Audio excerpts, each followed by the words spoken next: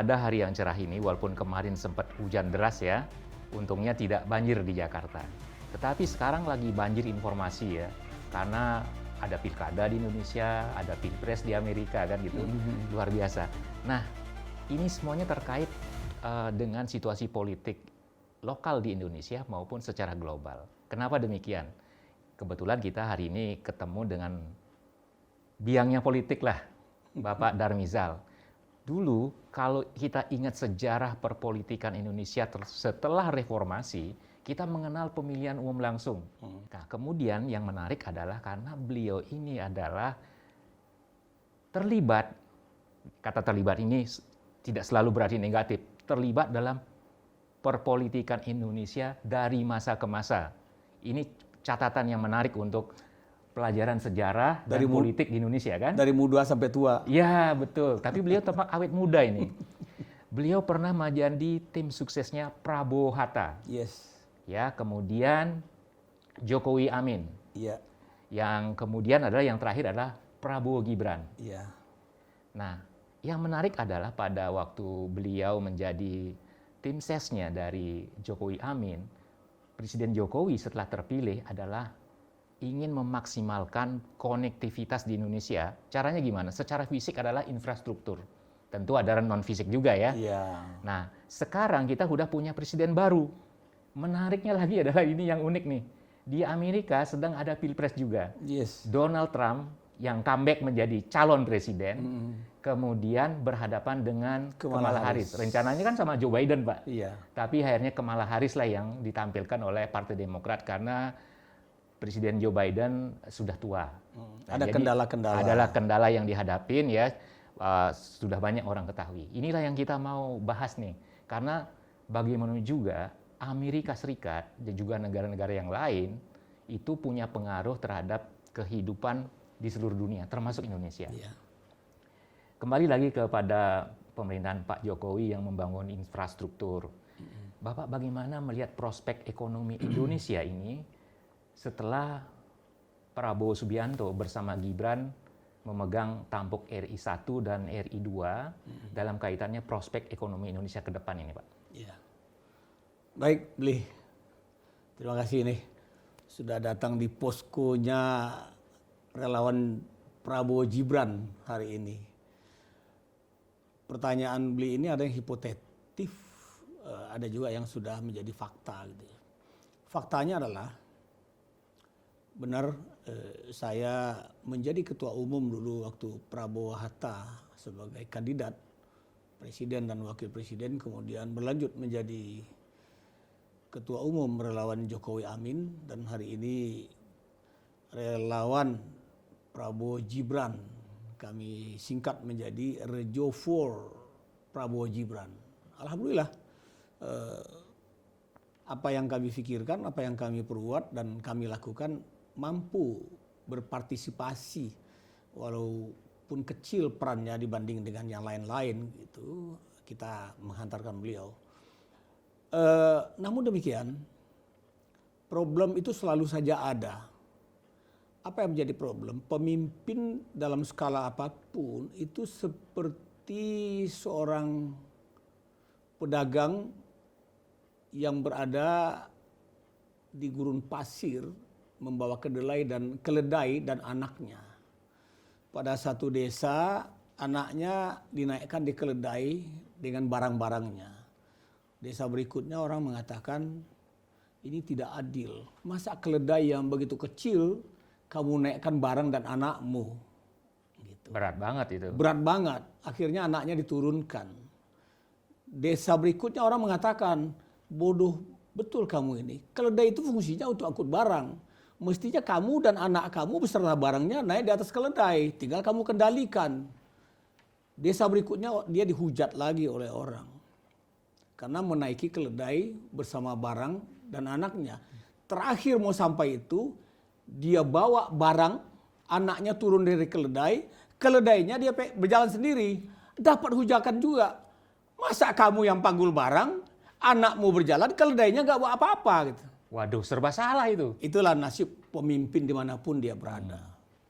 Nah, Jokowi sudah membangun infrastruktur secara masif.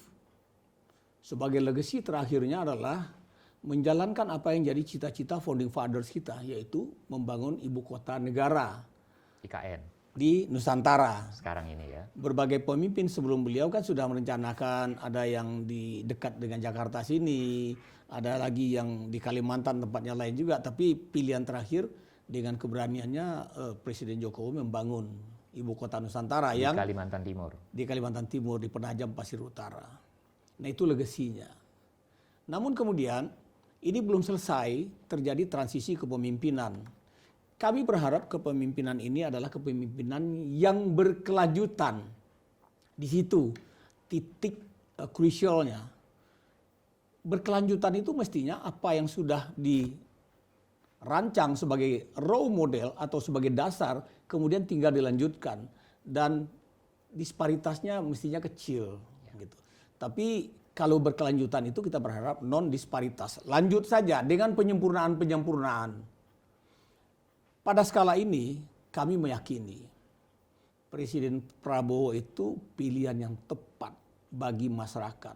Lepas dari berbagai isu kontroversi. Tapi bagi kita, bagi kami gitu ya, beliau adalah seorang jago lobby kelas dunia. Seorang pebisnis yang unggul. Ya, kalau pebisnis itu kan berarti penuh komitmen karena kejujuran menjadi modal dasar. Kemudian beliau sebagai perwira dan militer yang tangguh dan dilatih secara khusus, yaitu komitmen kebangsaan. Kemudian beliau juga menjadi politisi. Nah ini kan pemimpin yang lengkap dalam pandangan kami. Pebisnis iya, perwira iya, politisi iya. Ya, kita melihat jarang sekali pemimpin yang lahir dengan tekad yang kuat dan dalam perjalanan yang panjang untuk mencapai cita-citanya bagi kesejahteraan rakyat ansih semata. Itulah. Gus Dur mengatakan bahwa tidak ada yang pemimpin yang ikhlas kecualinya Prabowo. Itu kata Gus Dur. Dan ngomong-ngomong soal Gus Dur, sering kita lihat di media sosial bahwa terpilihnya Prabowo Subianto sebagai presiden itu adalah sesuai dengan ramalan Gus Dur. Itu benar nggak itu? Gus Dur kan kita agak sedikit ini ya. Gus Dur itu selalu punya kemampuan melihat 3 lapis atau 5 lapis ke depan dibanding kita yang orang biasa gitu ya. Kita hanya melihat 1 lapis, oh ini dijalankan maka hasilnya itu. Gus Dur bisa melihat beberapa lapis ke depan, beliau udah bisa bayangkan ini akan terjadi nanti. Dan faktanya beliau meramalkan Prabowo menjadi presiden pada belasan tahun yang lalu, bahkan lebih dari 20 tahun yang lalu, hari ini menjadi kenyataan. Nah, harapan kita dalam kompetisi global, posisi seorang presiden yang multitasking seperti Prabowo ini, dalam keadaan gonjang-ganjing berbagai kondisi ekonomi, energi di belahan dunia, beliau menjadi pemimpin yang cerdas menuju menjadikan Indonesia ini betul-betul sebagai pemenang menuju Indonesia Emas 2045. Dan itu kita berkeyakinan akan sampai kita di sana. Nah, di bawah Prabowo Subianto, IKN akan berlanjut, kan begitu. Nah, kemudian kan melihat kondisi politik di Amerika yang sedang pemilihan hari ini, kan gitu ya, tanggal 5 November ini, kompetisi antara Donald Trump dengan Kamala Harris. Bagaimana Bapak Darmisal melihat prospek ekonomi antara Indonesia dengan Amerika Serikat, Indonesia dengan presiden barunya ya. Nah, sebentar lagi juga presiden Amerika itu kan akan dilantik di Januari nanti sebagai presiden baru. Terlepas siapapun pemenangnya, apakah Kamala Harris atau Donald Trump, bagaimana Bapak Darmisal melihat ini sebagai apa namanya yang juga seorang pebisnis begitu? Ya. Dalam catatan kecil saya, ya. Pada tahun 2023-2024 ini kita surplus perdagangan dengan Amerika itu sampai 21,8 miliar US dollar. Oh, besar ini juga sesuatu yang bagus. Sementara dengan negara lain kita ada yang defisit cukup besar, walaupun transaksi dagangnya international trade kita bagus, tapi kita mengalami defisit. Dengan Amerika kita mengalami surplus. Artinya apa? Hubungan bisnis, hubungan dagang, hubungan diplomatik antara Indonesia, siapapun presiden terpilihnya, Iya. maka itu harus dimanfaatkan maksimal bagi kepentingan bangsa kita. Iya. Kenapa? Indonesia sekarang menuju bonus demografi. Tadi yang disampaikan oleh sahabat kita, Bung Asnil Tan, Ketua Migraine Care, ya kan? Iya. Apapun yang terjadi, bonus demografi itu adalah sesuatu yang harus dicapai, yang harus dioptimalkan agar tidak jadi beban bagi bangsa ini. Bagaimana caranya? Nah, Presiden Prabowo sudah mulai nih menata sehingga pada tahun 2035 menyambut Indonesia Emas 2024, bonus demografi yang sudah di hadapan kita itu menjadi sesuatu yang sangat produktif. Nah, siapapun presiden terpilih di Amerika, saya meyakini kepiawaian dari presiden kita dan undang-undang yang menjamin Indonesia pada posisi netral atau non-blok menjadikan Indonesia melaju menjadi negara keempat, bahkan bisa menjadi negara ketiga dengan ekonomi terkuat di dunia. Itulah Indonesia Emas. Karena ditopang oleh bonus demografi yang harus produktif. Kalau dia menjadi beban, ampun, ini benar-benar ampun. Jadi kita mengharapkan bonus demografi ini harusnya jadi berkah ya. Nah, betul sekali. Keberadaan Mas Wapres Gibran, beliau kan di kalangan Gen Z itu. Iya. Nah, ini menjadi pemicu bagi generasi Gen Z atau milenial atau generasi muda sekarang untuk menjadi contoh bahwa kita harus bersemangat untuk mencapai tujuan Indonesia Emas itu. Mengambil manfaatnya. Di mana negara-negara lain mungkin sedang mengalami shutdown, kita harus mengalami pertumbuhan. Saya mendengar berapa kali pendapat. Dunia itu sangat membutuhkan Indonesia apapun. Indonesia akan menjadi negara yang hebat. Begitulah pepatah yang kita dengar itu betapa hebatnya Indonesia. Bukan berarti kita menafikan bahwa bersahabat dengan negara lain itu tidak perlu sekali. Tapi dalam satu adagium disampaikan begitu. Dunia butuh Indonesia. Karena begitu kayanya kita ini. Begitu punyanya kita semua. Nah, alasan untuk maju. Karena itu kan Bapak Darmisal mengatakan bahwa dunia membutuhkan Indonesia kan seperti itu. Apa sih yang menurut saran-saran dari Pak Darmisal supaya Indonesia tidak terjebak karena Indonesia sering dipuji sebagai surga yang ada di bumi kan begitu ya. Supaya tidak terjebak itu, supaya bisa menang dalam kompetisi dunia. Sarannya untuk Pak Prabowo bagaimana? Ini pertanyaan yang paling bagus. Satu-satunya jalan adalah sesuai dengan komitmen Pak Presiden berangus yang namanya korupsi. Habisi semua siapapun pelaku korup yang menghabisi negara kita ini, apakah dia swasta, apakah dia aparat negara, apakah dia pejabat hukum, apakah dia ASN, negara kita ini terlambat maju karena perilaku korup. Kalau korupsi itu diberantas sampai ke akarnya, saya kira belanja negara kita yang menjadi trigger pembangunan ini bisa dimanfaatkan secara maksimal. Bahkan lebih dari kepentingan itu. Berantas korupsi, angkat orang-orang yang betul-betul capable, orang-orang yang tepat. Kenapa? Menempatkan orang yang salah pada satu bidang, maka tunggulah kehancuran. Kita nggak ingin negara ini hancur. Presiden boleh berganti, negara ini harus tetap ada. Karena negara ini disayang oleh Tuhan. Berantas korupsi, Indonesia maju. Jadi Bapak Darmisal optimis dengan Indonesia ke depan? Sangat optimis. Asal pemimpin kita tidak berperilaku paginya tempe, sorenya kedelai. Nggak boleh. Jadi komitmen penting. Kalau tempe pagi, sore pun tetap ada yang tempe. Tidak boleh menjadi kedelai. Mentah lagi barang itu. Harus. Iya, iya. Apalagi pemimpin kita ini, tadi sudah bilang. Dia seorang lobbyis sejati, pebisnis sejati, militer yang tangguh, dan politisi yang hebat.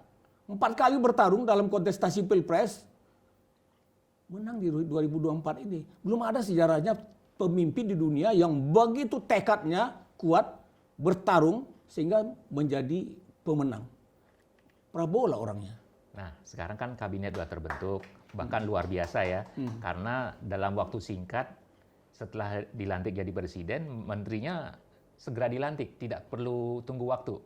Jadi nggak nunggu lama, kayak istilahnya anak-anak muda. Nah, bagaimana sebaiknya sekarang setelah kabinetnya ada, banyak menteri, ada juga wamen kan gitu. apa yang harus dilakukan oleh para menteri ini untuk melaksanakan apa yang Bapak Darmisal tadi sampaikan? Begini, Amerika itu negara besar, China negara besar Ya, dengan penduduk dan juga kekayaannya, India negara besar dengan penduduk dan juga kekayaannya. Tapi mereka memiliki sedikit menteri. ya, Indonesia negara besar, negara kaya, hari ini memiliki banyak menteri. Saya mengira banyak menteri yang dipilih dalam kebijakan pertama Pak Prabowo ini sebagai masa transisi saja. Agar kita betul-betul fokus menuju capaian Indonesia emas itu. Kalau dulu di era, katakanlah era Orde Baru, seorang menteri itu lahir dari berbagai tempaan baru dia menjadi menteri. ya. Tapi sekarang menjadi kebutuhan. Kalau terlalu lama setelah presiden dilantik milih-milih menteri, maka ini nggak jadi pembangunan yang berkelanjutan. Lebih baik ditambah menteri jumlahnya sehingga setiap unit kerja itu menjadi fokus. Seperti sekarang, kemarin adalah Menteri Hukum dan HAM. Sekarang ada 3 dia, Menteri Hukumnya ada, Menteri HAM-nya ada, Menteri Imigrasi dan Pemasyarakatan ada. Supaya fokus. Jadi menterinya nggak terlalu banyak mengatur sana sini karena waktu yang ada cuma terbatas. 7 hari dalam seminggu, 24 jam dalam 1 hari, 365 hari dalam setahun cuma. Jadi kalau menterinya banyak, nah menteri yang banyak sudah dikasih pekerjaan khusus ini, nggak bisa bekerja, nggak usah nunggu 100 hari. Gampang kok melihat KPI aja. 60 hari kalau nggak jelas pencerahannya, pecat aja. Udah dikasih kesempatan sehingga jabatan menteri yang ada itu sudahlah disyukuri masuk ke dalam daftar CV-nya. Mungkin itu yang akan berharga bagi mereka gitu. Karena nggak mampu kerja daripada menjadi beban. Gitu. Jadi Presiden Prabowo juga sudah akan menegaskan hal itu ya? Beliau sudah menegaskan, tinggal para menterinya menjalankan. Jauhi korupsi, manfaatkan APBN yang ada, perpanjang akal supaya capaian untuk mendapatkan target itu betul-betul nyata. Ya, demikian tadi wawancara kita yang luar biasa ya.